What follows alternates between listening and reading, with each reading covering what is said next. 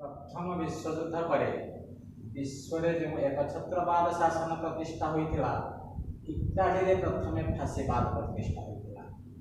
ये फाशीवाद सिंबल हूँ बिड़ाए काठी सहित कुराढ़ी यार नेतृत्व नहीं बेनितो मुसोलिनी 1883 मसीह इटालीर रोमान सहर में जन्मग्रहण करते बेनितो मुसोलिनी एवं जीवनर प्रथम अवस्था जड़े शिक्षक थे। परवर्ती अवस्था प्रथम विश्वयुद्ध जड़े सैनिक भाव योगदान करते। युद्ध विजय लाभ कलापर इटाली युद्ध फेरंदा जड़े बेकार सैनिक होते।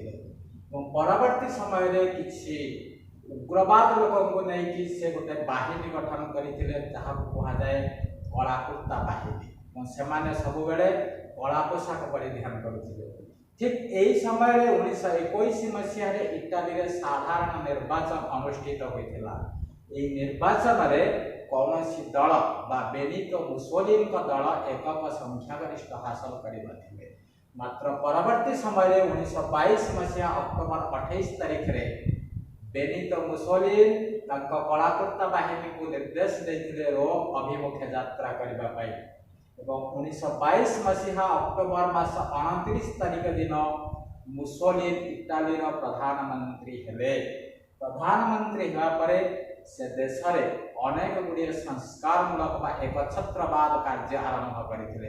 परवर्ती समय 1926 मसीह जो साधारण निर्वाचन अनुष्ठित होता साधारण निर्वाचन में बेनितो मुसोलिनी दल एकक संख्यागरिष्ठ हासिल करथिला एवं से देश में एकछत्रवाद प्रतिष्ठा करथिले। मुसोलिनी अंशग्रहण करथिबा विभिन्न कार्यक्रम गुड़िक है सार्वजनीन भोट प्रथा को उच्छेद करागला। समग्र देश में सबू लोक माने भोट दे पारे ना केवल प्रतिनिधित्व समर्थन करुवा लोक माने ही केवल भोट दे पारे। शिक्षा व्यवस्था संस्कार करने को जाए नेपोलियन सामरिक शिक्षा को बाध्यतामूलक कले। परवर्ती समय इटाली गणतंत्र शासन विलोप घटिला। इटाली एकछत्रवाद शासन प्रतिष्ठा है जहाँ इटाली को आउ एक विश्वयुद्धर गर्भगृह मध्यम को टाणी। प्रथम विश्वयुद्ध जर्मनी पराजित होता। जर्मनी उपरे विश्ववासी जो बोझ लदी देते लाघव करने काइजर द्वितीय विलियम शतचेष्टा कर विफल होते। विफल पर से देश छाड़ी चलीगले। जर्मन साधारण शासन व्यवस्था एक वेमर संस्था हाथ न्यस्त करागला। वेमर संस्था देश को सठिक भाव में परिचालित कर इत्यवसर में कौन होइछि ना 1899 मसीहा एप्रिल मास 20 तारीख दिन ऑस्ट्रिया देश में बसवास करुवा जर्मन जातिर लोकों मध्य जन्मग्रहण करते आर्ली हिटलर। एवं प्रथम विश्वयुद्ध से जड़े सैनिक हिसाब से जोग देते। विश्वयुद्ध पर से जड़े युद्ध फेरंदा बेकार सैनिक होते। 1923 मसीह जर्मन शासन क्षमता को बलपूर्वक अधिकार करने से चेष्टा करते। विफल हेले बंदी करागला। बंदी करागले कि बंदी जेल खाना से रही से एक पुस्तक लिखिले। पुस्तक ना था मैं काम। ये पुस्तक ना हूँ मैं काम एवं तार अर्थ हूँ मोर संघर्ष। प्रथम विश्वयुद्ध युद्ध करते। परवर्ती समय जर्मन में किसी करने को जो आशा रखी थे जो विफल है शासन क्षमता अधिकार कर न पारी से पुस्तक रचना करते। 1924 मसीह सी कौन कले ना जेल मुक्त है। समग्र जर्मन जाति को एकत्रित करने से चेष्टा कले। निजर ओजस्विनी भाषण बाग्मिता जो से जर्मन जनसाधारण कौन होता ना जर्मन लोक से आकृष्ट कर।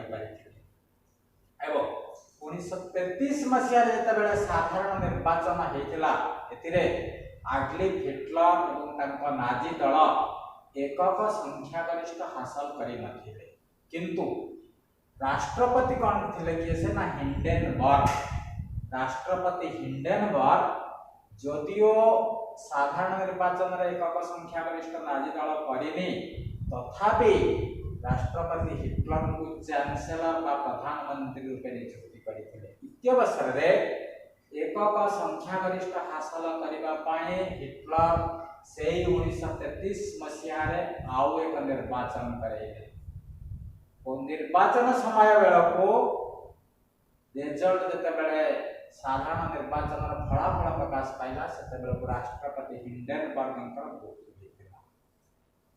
इत्यवसर रे एक साधारण आईन प्रणयन कले किए से हिटलर एई साधारण आईन बल रे से एकाधार रे प्रधानमंत्री चांसेलर राष्ट्रपति एवं सेना बाहिनी सर्वोच्च सेनापति आसन अलंकृत कले जर्मन जाति को एकत्रित करिबा पाई हिटलर जो सब पदक्षेप गुड़िक नहीं ताहा हमें वर्तमान देखिबा हिटलर इहुदी मानक भल पाउ नथिले हिटलर का शासन समय लक्ष लक्ष इहुदी को से हत्या करथिले और द्वितीय कथा होची जर्मन देश रे जो श्रमिक संगठन थिला सरकार के विरुद्ध रे देशर बेकारी समस्या दूर करबा में जो संगठन सब थिला समस्त संगठन को हिटलर भांगी देथिले तृतीय कथा होचे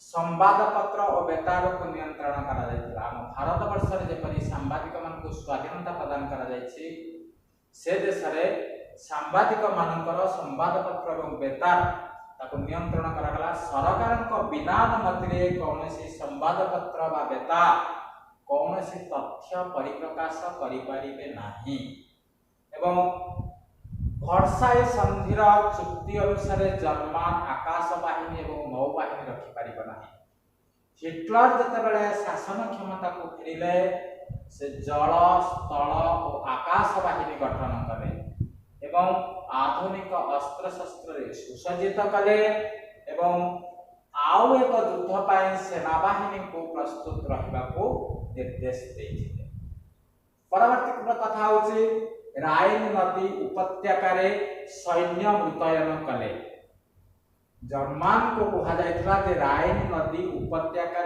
सैन्य मुतयन करि परिबो नाही किंतु हिटलर वर्साई संधिर शर्त को अवमानना करी राइन नदी उपत्यका सैन्य मुतयन कले एवं वर्साई संधिर जो कठोर नीति थिला ताको हिटलर का नेतृत्व रे बा हिटलर से सब को भांगी देले एवं परवर्ती कथा होचे श्रमिक संगठन को भांगी देले कौन से श्रमिक संगठन जर्मन रे रही परिबा नाही एई भली भाबरे हिटलर जर्मन को प्रथम विश्व युद्धर पराजय रो जो अपमान मिलिथिला एवं आउ एक युद्ध करे जर्मन को विश्व रे प्रतिष्ठित करबा पाए जो सब कार्यक्रम ग्रहण करथिले ताहा जर्मन को एकत्रीकरण करथिला एवं द्वितीय विश्व युद्ध पाई जर्मन को प्रस्तुत रखिथिला जो फासीबाद और नाजीबाद कोन हेजे ना द्वितीय विश्व युद्धर गर्भगृह को